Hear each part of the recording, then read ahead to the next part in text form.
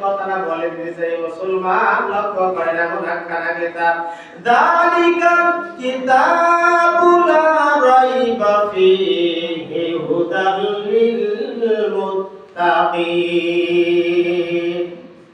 আগেই বলেছি আমি এমন একখানা কিতাব আল্লাহ নাযিল করেছেন তার মধ্যে কি নাই, ভুল নাই, ভুলের কোনো অবকাশ নাই, কোনো সন্দেহ নাই। আমার বন্ধুগণ, আমার ভাইরা, আর কি কি কাজ হবে? মহান আল্লাহ রাব্বুল আলামিন পবিত্র কোরআনুল কারীম নামক কিতাবখানা নাযিল করলেন। সেই কিতাবের মধ্যে আল্লাহ বর্ণনা করলেন ওয়া নুনাজ্জিলু মিনাল কুরআনি মা হুয়া শিফাউন ওয়া রাহমাতুল লিল মুমিনিন। সুবহানাল্লাহ পড়েন।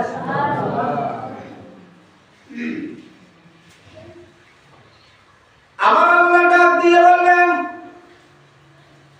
এই পৃথিবীর জমিনের মধ্যে আমি যে মানুষগুলোকে সৃষ্টি করেছি, মানুষ নামে যারা সৃষ্টি করেছি আমি আল্লাহ রাব্বুল আলামিন, এই মানুষগুলোর দেহের মধ্যে রোগ আছে, দেহেরও রোগ আছে, রূহেরও রোগ আছে। বাপজান, একটা মানুষের দেখবেন দেহের যখন চিকিৎসা করার দরকার, রোগেরও চিকিৎসা করার দরকার আছে না নাই?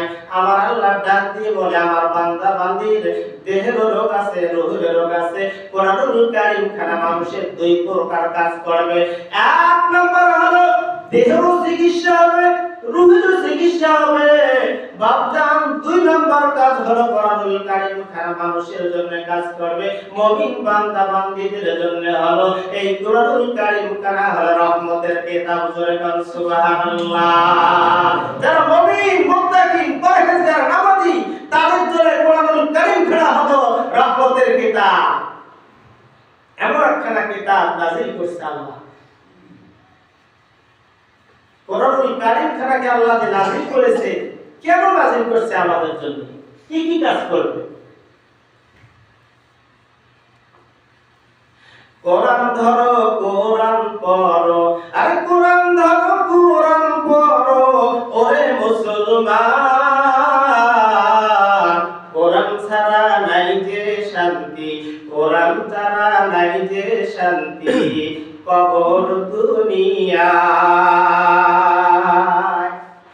কোরআন যে ধরছে আজকে খ্রিস্টানরা, ইহুদি নাসারা